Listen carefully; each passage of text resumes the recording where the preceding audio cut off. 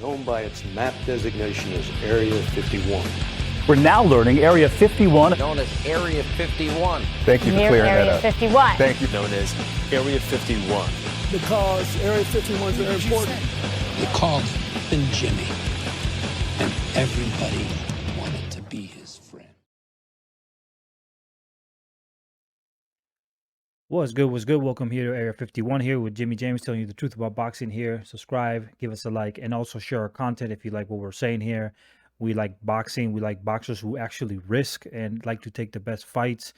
And I'm just tired of this undefeated bullshit. If all the fighters fought each other, they will all lose. Okay, that's just a rule of thumb.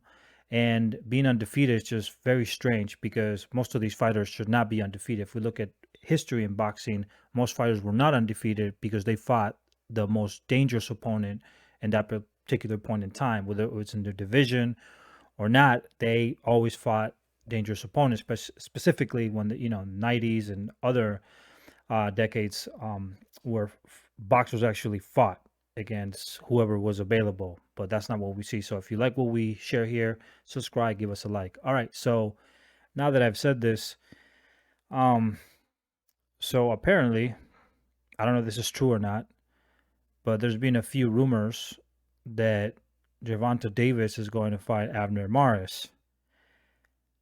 I hope this is not true. Okay, I hope this is not true. I don't know what happened between Gervonta Davis and Ryan Garcia. Both of these fighters have really, not being in the best interest of boxing when it comes down to fights. Ryan Garcia he should have fought JoJo before Devin Haney. He was at least offered that opportunity. He pulled out from the fight. And then he was also supposed to fight Javier Fortuna at 135, but he also pulled out from that fight. And then eventually he actually took on Javier Fortuna, but now at 140. Tank, on the other hand, I don't know why a lot of people like this guy. And I'm not saying he's a bad fighter. He's actually a good fighter. But really, he hasn't really done anything in the sport of boxing. And people say, well, how can you say that? He's been a 3 world division champion. Yeah, but he's never been undisputed in any of those divisions. So it's ludicrous to call him the best if he hasn't cleaned his division. When he was at 130, he could have fought Vasyl Lomachenko. Vasyl Lomachenko, I think it would have been a great fight. And he ducked Vasyl Lomachenko, and Vasyl Lomachenko made fun of him, and he didn't take the fight. And I believe that Gervonta Davis has the power to beat Vasyl Lomachenko, but if you're not fighting him, then what's the purpose of boxing? What's the purpose? He could have fought Gary Russell Jr., and Gary Russell Jr. was really adamant to fight him, and he didn't want the fight. And I believe that Gary Russell Jr. could beat Gervonta Davis. I believe Gary Russell Jr. could beat Gervonta Davis. Gervonta Davis could also fought Tevin Farmer. And whatever happened with that fight never materialized. Gervonta Davis was accusing Tevin Farmer, and Tevin Farmer was saying that Gervonta Davis simply didn't want the fight. And it is what it is. Gervonta Davis moved up in weight. But he then went back down to fight Leo Santa Cruz in a fight where, to me, Leo Santa Cruz ain't shit. Leo Santa Cruz avoided and ducked Gary Russell Jr. all his career. So he would have lost against Gary Russell Jr. had he fought him. But the reason why he didn't fight him is because he was afraid of losing and just not being relevant anymore. Because if you lose, you're not relevant in the sport of boxing anymore. Because once you lose your undefeated record, or at least lose 2 times in your career, it's over. And that's why I have a problem with boxing. So when Gervonta Davis beat Leo Santa Cruz, he would have, I believe, man, Gary Russell Jr. would have beat him before. And that's the fight that I wanted to see. But it didn't happen. Now he moves up to 135, and Devin Haney is calling him to fight him. And what does he say? Well, oh yeah, Devin Haney doesn't have, he's just a young kid. Like, bro, like Devin Haney is an undisputed champion, and he was actually even willing to give you the opportunity to fight against him, because Bill Haney spoke to Calvin Ford, who is the trainer of Gervonta Davis, and told him, we will take the fight. You just have to force the WBA to make it a mandatory. Never did.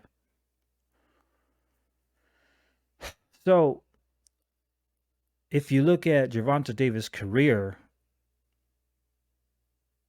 he's always had the opportunity to fight against really good fighters.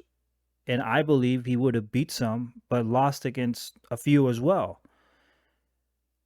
But he didn't take his chances. And I can, as a historian and somebody who loves the sport of boxing, I can't look at this guy and you can't convince me that he's fought against anybody, because this guy ducked a lot of fighters.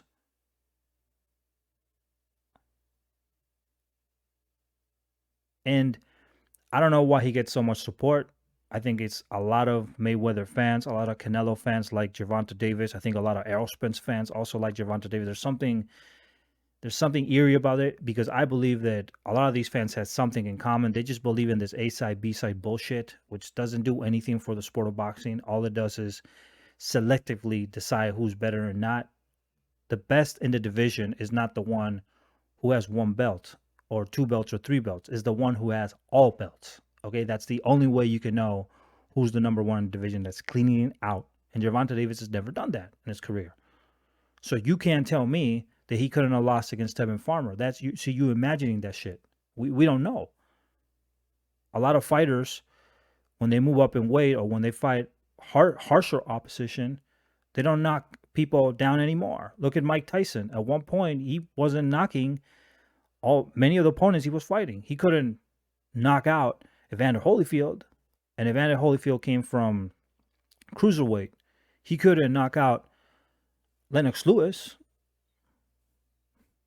So he seems like, when the level of competition came up, he just wasn't knocking them out. And I can give you many other stories too about boxers when they fought good opposition, the KO started to go down. When everybody was talking about Gennady Golovkin as this superhero, the last great middleweight in the middleweight division was Bernard Hopkins. Okay, I mean, you can say Jermaine Taylor because he beat him twice, but really, to me, it was Bernard Hopkins. Bernard Hopkins was the last true undisputed champion, and Jermaine Taylor. I mean, you can say Jermaine Taylor was. He beat Bernard, but he fought everybody.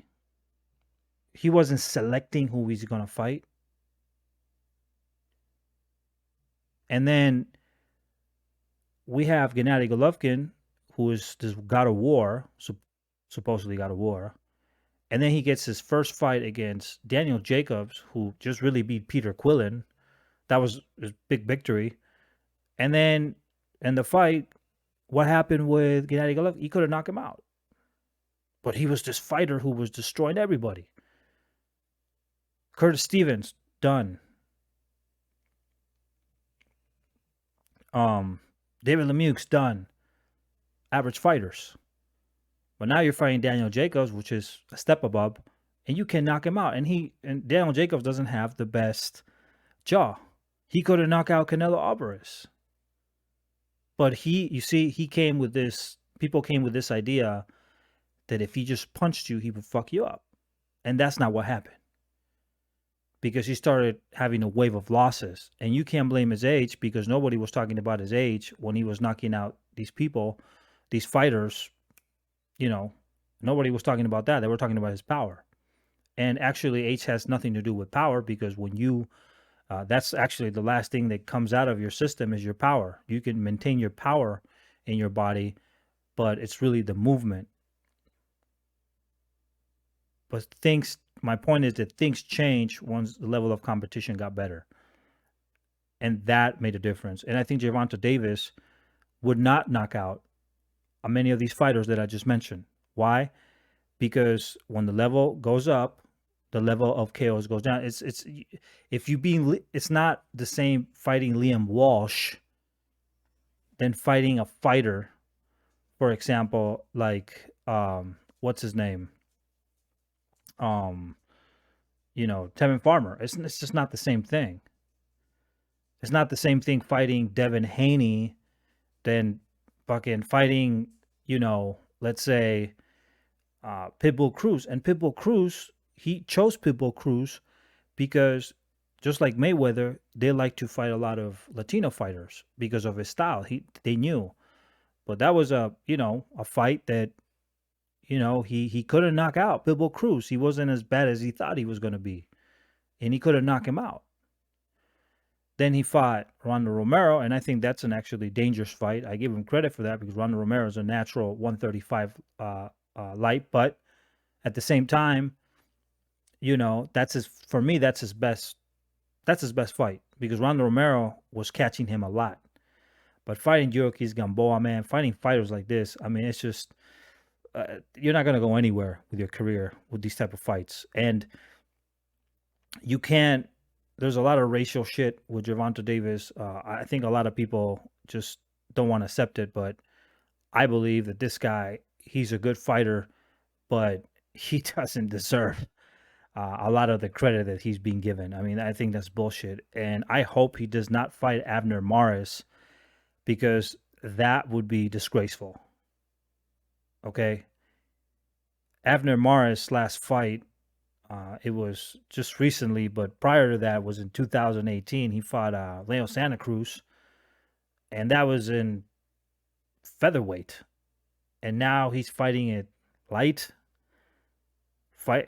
He beat just a guy who had 4 losses, and now he deserves a fight against Gervonta Davis. I hope that fight doesn't happen, and I really hope that Gervonta Davis doesn't fight any old fighter, any fighter that's moving up in weight. I hope he fights somebody who is dangerous, and it doesn't have to be Ryan Garcia. Ryan Garcia is a 140. He can fight other fighters in his division. Now, right now, we know that Pitbull Cruz, in my opinion, he doesn't deserve a rematch for now, and he's fighting garbage fighters right now. He should be fighting somebody who is good quality. He could have fought Jojo Diaz, but decided not to. But I think Gervonta Davis should take Shakur Stevenson. That's who I think he should fight. But I'm going to tell you one thing. He won't be fighting no Shakur Stevenson because Shakur Stevenson will beat Gervonta Davis. Just like Devin Haney would beat Gervonta Davis. And fuck him up too. Because Gervonta Davis, even though he is a powerful fighter, the other 2 fighters, IQ-wise, are more intelligent. And Gervonta Davis, to be honest, gets hit too much in the fights. The fight with Ronda Romero, even though he knocked him out, he was receiving a lot of punishment. And, the fight with Pitbull Cruz, he was receiving punishment. The last rounds against Yuriorkis Gamboa, he was receiving a lot of punishment. And that's not a sign of a fighter that is going to beat fighters who are counter-defensive fighters like Shakur Stevenson or Devin Haney. Highly doubt it. So I hope he finds a different opponent. I'm not saying fight William Cepeda. I'm not saying that either. I'm saying, you got Mitchell Rivera right now. Frank Martin is coming up. You don't have to fight him. You can fight, what's his name? I think Chris Colbert is I think Chris Colbert already is in light 135. That will be an interesting fight. There's fights that he can make that are much better than Abner Mares. If he fights Abner Mares, man, it's bullshit. And to be honest with you, people who support that fight are just as stupid as he is because that's just dumb as fuck. Okay, how are you gonna get Abner Mares, man? Like if you're gonna lie to casual fans who don't know shit about boxing, do it. But the people who know about boxing, you can't be picking that fight, man. You got to pick somebody else. Even if whatever Ryan decided not to fight you, I don't know the situation, but let's say Ryan ducked you and said, well, I don't want to fight Gervonta Davis. Even if that's the case, it doesn't give you an excuse to not fight a good boxer in your division. And you don't have to give Pitbull Cruz a rematch. I don't think he deserves it. But fight Edwin Los Santos. It seems like he beat he just beat Jose Valenzuela. That was a good fight. Mitchell Rivera, I think, is a decent fighter. Fight somebody like that.